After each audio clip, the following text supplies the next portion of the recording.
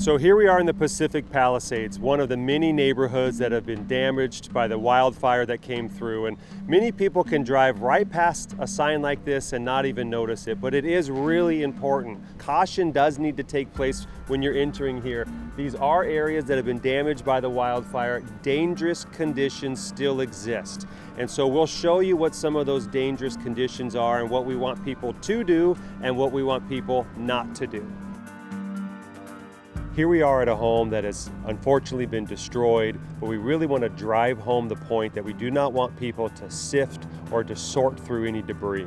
The house debris after a hazardous fire can contain some toxic materials. You can have asbestos, lead, mercury, just normal chemicals from household products. This can be lithium-ion batteries, this can be wall chargers, this can be propane tanks. If you do have a lithium-ion battery, those batteries can be found in your electric vehicles, they can be found in power banks inside your home.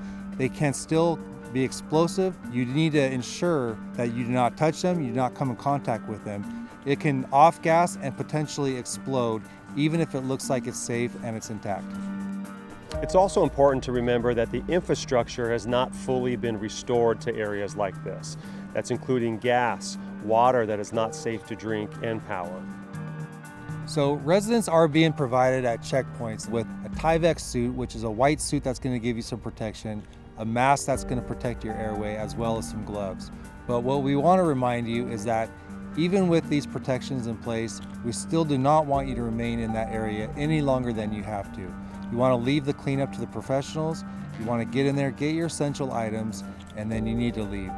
Going through the debris of your home can actually affect your insurance claim. So make sure that you limit what you're recovering to just essential items needed. General information regarding the Palisades fire is at lafd.org.